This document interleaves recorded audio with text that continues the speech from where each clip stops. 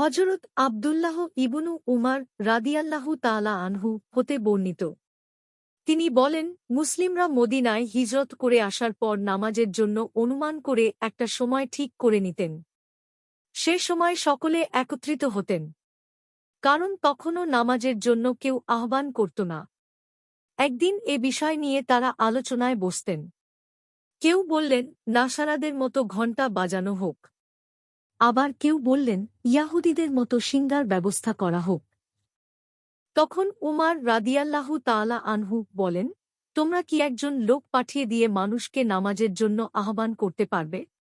তখন রসূলুল্লাহ সাল্লাল্লাহু আলাইহি ওয়াসাল্লাম বললেন, বিলাল, উঠো, নামাজের জন্য আহ্বান করো, আজান দাও। বুখারী ৬০৪, মুসলিম ৩৭৭, নাসাই ৬২৬, তিরমিজি ১৯০, আহমাদ ৬৩৫৭।